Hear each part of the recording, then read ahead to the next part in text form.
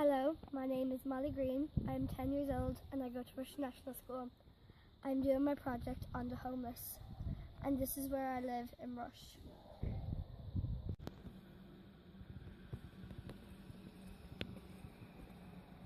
I'm very lucky to have a great home and great neighbours, and that we all look after each other. Let's go inside.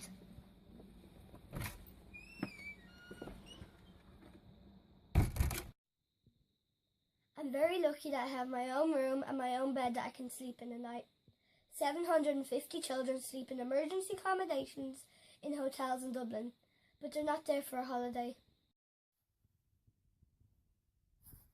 In newspapers and on television, homelessness has been discussed. I've heard how there is not enough of houses for people to live in. Sadly, one family had to live in their car for a number of weeks because they had nowhere to go. Official figures state that 2,500 men, women and children stayed in hotels and hostels in Dublin last November. This included 325 families. 168 people were sleeping rough outside in their sleeping bags.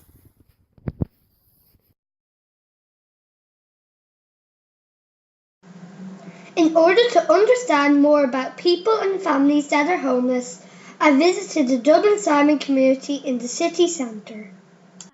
Thank you for seeing me today. Some of my friends do not know about the Simon community. Can you explain what you do? You're very welcome.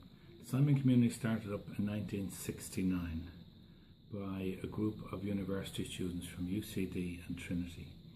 And the reason they started that up because they were very concerned about the number of homeless people that were on the streets of Dublin at that time. So since then, the Simon community has gotten its act together in order to support homeless people on the streets and other places. And the difficulty has been, I suppose, homeless people are from all over Ireland. So the Simon community then started up the Simon community in Dublin, in Cork, in Galway, in Dundalk, and over the other areas, Donegal and all the other counties. So we've covered now all of Ireland with Simon communities. There's also a Simon community in the north of Ireland. Why do people become homeless? Well, people become homeless for many reasons. Sometimes the simplest things like people not getting on in their families is why people become homeless, because someone leaves home, there's a row, people get angry and they don't know how to just sort things out at home around the table and talk things out. So that's sometimes part of the problem. The other part of the problem is sometimes also people have financial difficulties, and financial difficulties quite often is they lose their home because of the fact they can't afford to pay the rent, or they're not lucky enough anyway to be able to find another home, so they stay homeless for a while. They also have health issues, and health issues can be, suffer with mental health, they can suffer with, all kinds of other health reasons. But one way or the other, they end up there because they just can't find a home and they can't be able to survive on their own. Why is there not enough houses? That's a great question. The reason there aren't enough houses is really, I suppose, because of the tight situation government found themselves in the last 5 or 6 years. There hasn't been enough money to build houses. So there hasn't been enough money to build the houses for the people. As young people got married and as young people kind of developed opportunities to work outside the home, there wasn't enough houses to go around. So there's a huge shortage now. So the answer to that obviously is to build more houses. Okay. How many people did Dublin Simon community work with last year? What support and services do you provide? Well, the number of people we worked with last year is in the thousands. And I think that itself is more than the people we worked with before.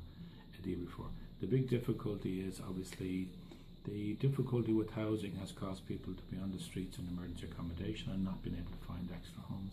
The support that we provide is maybe first of all to find people who are rough sleeping, second of all to provide emergency accommodation, and then we would go on and provide some kind of housing. So we try and find housing for them themselves, or we might find then that they need more supported housing, which means housing that they go into and we have staff there to help them every day, because everybody isn't always able to live independently. How many volunteers work for Dublin Simon community and what do they do? Well, there are lots and lots and lots of volunteers. there are probably somewhere over 50 volunteers who work every day full-time at Dublin Simon Community. They come from universities, they come from schools, they come from lots of places, colleges. And what they do is they help every day in all the services that we have. So they could be helping on the streets, they could be helping in the housing units that we have, they could be helping in our tenancy sustainment areas, they could be helping anywhere. They could help in fundraising, they could help in finance. So volunteers for Dublin Simon help everywhere.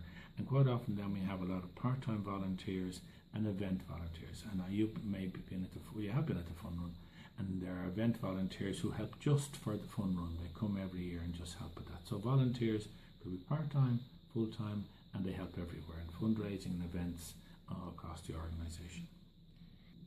Thank you for allowing me to visit you today. After my visit with Sam, I then spoke to Caroline, whose team supports families. Caroline, you and your staff run a service in the Simon community. Tell me how it works. My staff run 2 services. They're all visiting support services, which means we visit people in their homes. The first service is called SLEE, meaning support to live independently, and we work with people who used to be homeless, but they're not homeless anymore, and we're helping them set up their new homes, get their furniture and electricity and gas set up, and get their, get into their community. And sometimes that's families with children, or it's single men or single women. And our second service is about people not becoming homeless. So some people might be having problems, or families having problems paying their rent, or their landlord wants to sell their house and they might be worried about becoming homeless. So we go and we help people who are in their homes. We visit them again and do lots of kind of things, lots of support things with them. What support does a family and children need who are homeless? How do you provide that support?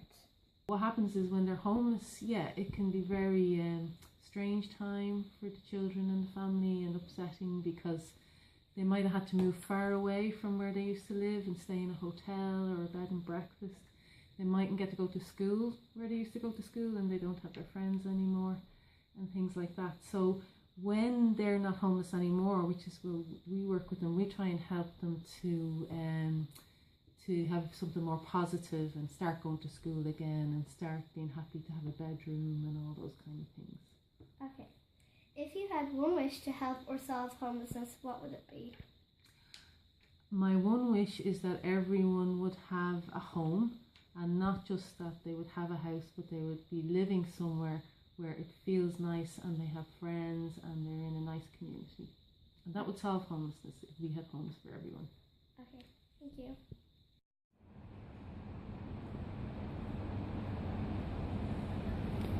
Today I learned how the Dublin Simon community got started, and how people become homeless, and what services they provide, and how my school can help the homeless.